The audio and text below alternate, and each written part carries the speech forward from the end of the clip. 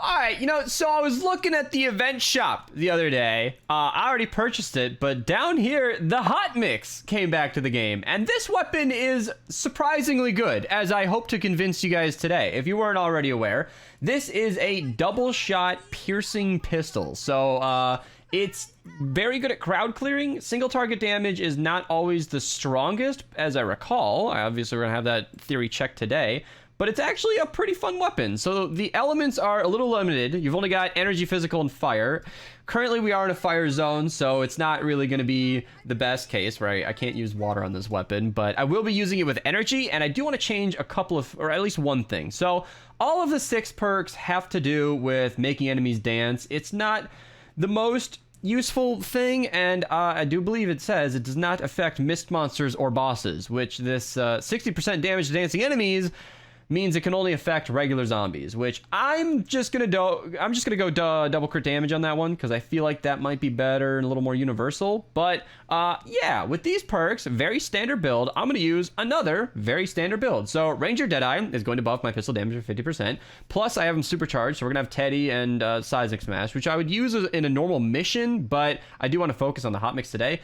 Boring, normal, blast in the past build. I just realized that assault damage is not going to work. I usually use these interchangeably because pistols are not typically my main focus, but we can get Beetlejuice here instead of Ramirez.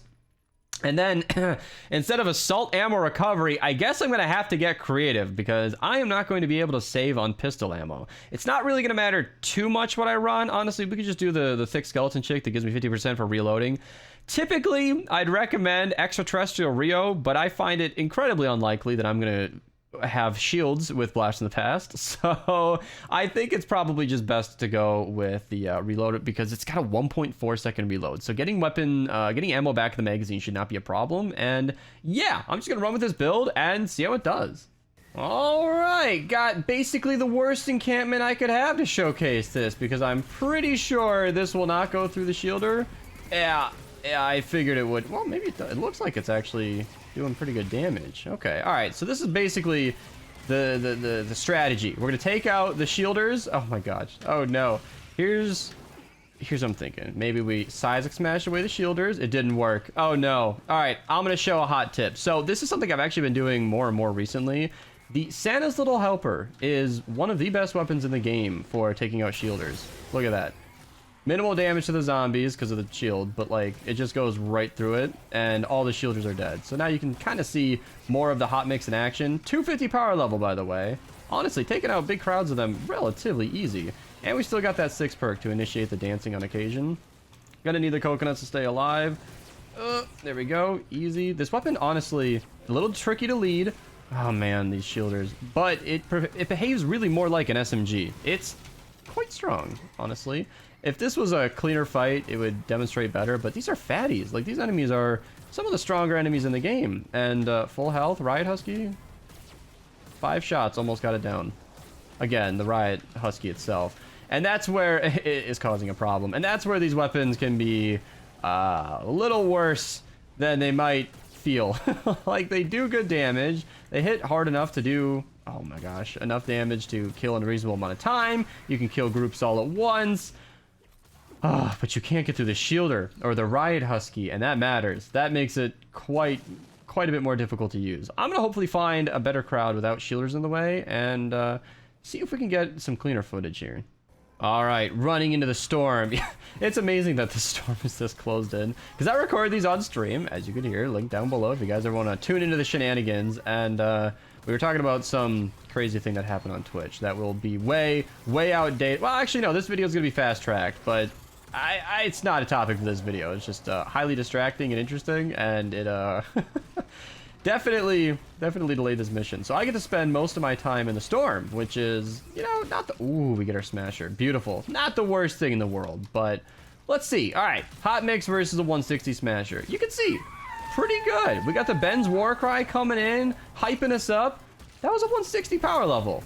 And you can just shoot straight through the crowds of enemies. And the hot mix, I completely forgot, applies Affliction. Am I wrong? Hot mix will really get your feet moving. Pistol, fire load will recoil. I'm pretty sure this weapon does actually apply Affliction. Yeah. Fire and take Affliction damage. That's from the 6 perk. So It's actually pretty good, and that can be highly useful in chipping away at an enemy. And I hope we'll see more of that in a second. I want to grab my daily reward, of course. I'm hoping you don't actually start the mission. Thank you. Yeah, I want to be over there when we begin. I told her. All right, we got some enemies over here. And well, we probably thought that I was more than ready to record, but like I said, that conversation on stream was highly distracting. And oh my god, look at this. This is where this weapon really shines. Obviously, we saw it earlier how it can get blocked by certain objects, and that can be really difficult to deal with. But once you've just got a crowd of enemies in front of you, it's super easy, barely an inconvenience. So yeah, I think I am actually now ready to go over to the objective, but I am going to really enjoy using this weapon because, you know, when was the last time you pulled out a hot mix? That's one of my favorite things about this series. So yeah, we'll get the objective started and I'll see you then. All right, the defense has begun. I was not over here when the trapping initiated. Oh man, all these quests. But I'm hoping it's okay. All right, I want to demonstrate here. So obviously the electric field is there, but look at that. Just cutting through crowds of enemies. It's kind of nice. Like if they ever group up on the objective walls, oh goodness. This will be a nice one to just sort of shoot down the side. And even a 250 power level smasher. Yeah. Not the hardest hitting weapon. So I guess it's more of a fun weapon. I mean, that is definitely what this series is for. But I like to post these videos whenever a weapon comes back around because it's a nice way to showcase, like, let's just take it in and play terribly. You know, let's just run into a crowd of enemies, take all the damage, just see what this weapon's capable of in like the worst case scenario. And it's all right. It's all right. If you hold down on the trigger, it kind of just shoots fully automatically. I always forget that. But if I hit the enemy with the smasher, I want to see how capable is it of doing affliction damage. It's not that much. All right, even with the help of a teammate and a floor freeze, it's not the most impressive amount of damage, but it keeps floating in between, like doing really good against crowds and crowds and just deleting everything in front of you and struggling against a single smasher. So it's kind of a mid-range weapon, I guess. Obviously you are shooting in bursts of 2, so each single shot is kind of twice as effective, but it's yeah, not exactly strong enough. But it's so weird. This weapon is kind of a weapon where you'd have to pay attention, you know, like have teammates for the smashers like what we've kind of got going on here, and then have one person going through the crowds. So I guess if you're going through, I want to say encampments, this could be useful, but again, those encampments can have all the things that block you from shooting, so it's not exactly foolproof. But I'm just trying to find a use for this weapon, and honestly I'm struggling to find it. It seems like it's, oh, let's trigger this encampment. Good for the crowds, but not good for the single targets. How many more times can I say the same thing? So yeah, the boombox weapons are all very mid-range in that way. I remember the boombox, the shotgun, Scotto Shadow, is pretty decent at, oh my goodness. All right, here we go. Big crowd of enemies. We'll see if we can delete them all at once. Oh no, coconut, please. Oh god. Yeah, I went a little too close to the fire on that one. I was really hoping I could get the coconut off in time, but I think we're gonna be all right. Let's do, no, we don't need that. No, come on, I just want the campfires. There we go. I want to go through the crowd. Yeah, the angle is going to be really tricky. The further away they are, the more effective this will be. Affecting 2 enemies at once can go a long way. I was going to mention the Staccato Shadow is really low single target damage, but it has really good range and goes through large crowds of enemies all at once, and that can be super effective. Unfortunately, I kind of missed the mark on that one. As of recording this, Staccato Shadow is long gone. It was available and hit the road for its 1 week, and then it was gone. Wow, this is doing really well. Really well, actually. Wow, I was honestly expecting it to struggle against those mist monsters, and it did not, actually. Cleaned them up pretty well. I wonder if some of that extra time to kill on the Smasher was affected by the fact that it's energy versus fire, where it might not have had, you know, the exact damage bonus that it would need. For those of you who don't know, energy versus fire would be doing 75% of the normal damage towards it, whereas physical mist monsters like that it's doing 100%. So everything this weapon is capable of is affecting those mist monsters. And the fire affliction from the 6th perk is also taking that same debuff. So it can be quite a lot more effective to shoot a physical target with this weapon. And for that reason, I guess you might want to run physical, but I typically don't recommend it either way because it's just not going to be enough to make up for it. And I feel like if we get a physical mini boss, I might be able to help a little bit, but without doing the math, I'll admit I haven't checked, but I think this little gameplay experience is enough for me to know that this is definitely not the highest DPS weapon in the game. But you know, it could still be somewhat useful against a mini boss that has no element protecting it. But yeah, I think we've seen what we need to see. I'm gonna unmute and let them know. I'm still recording, but I figured I'd just unmute for the rest of this because I think we saw what we needed to see. You're using the hot mix too, right, Archer? I gave up on it. You gave up on it?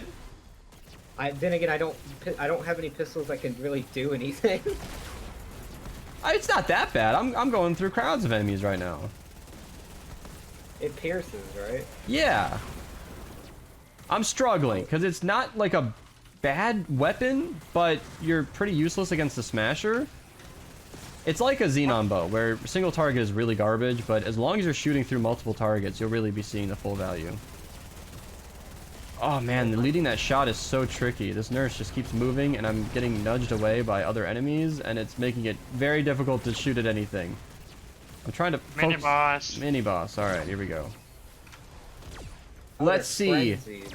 The big damage of the, what are we using? The hot mix here. This is where it shows. This is where the big reveal. The big moment of the video. Oh my lord. This is I'm pulling out the Coco 45. this is not. Oh no. Oh wow.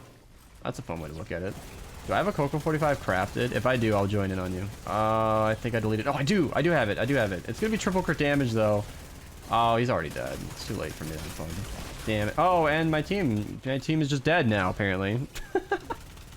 Yeah, I wonder if, obviously if I use like totally rocking out with the double crit damage on this weapon, it would be significantly more damage.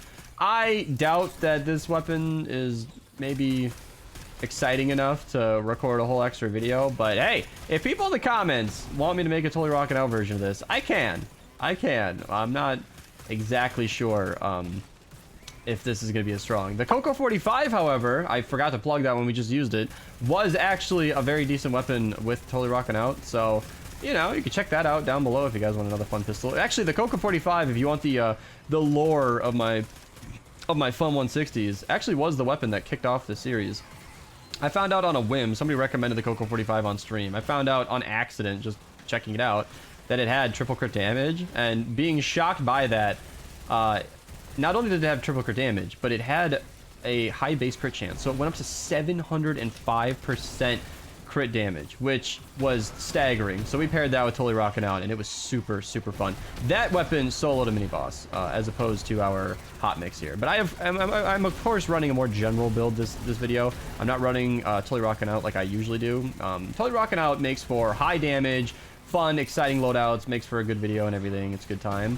I typically mission to mission prefer a blast from the past. I'm obviously a lot more tanky, as you can see.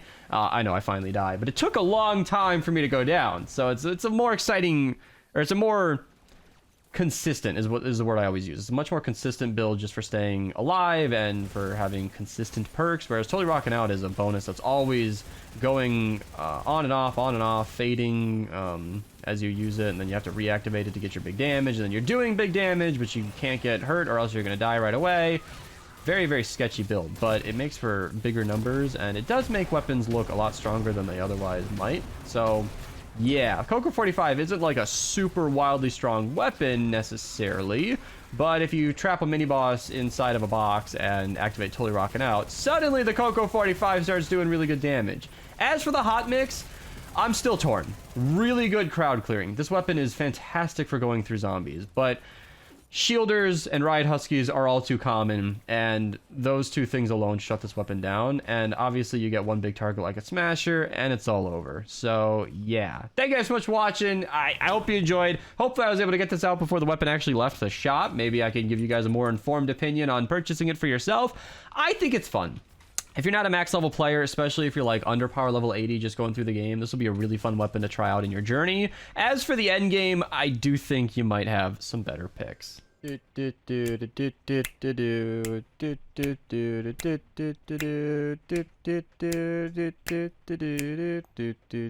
then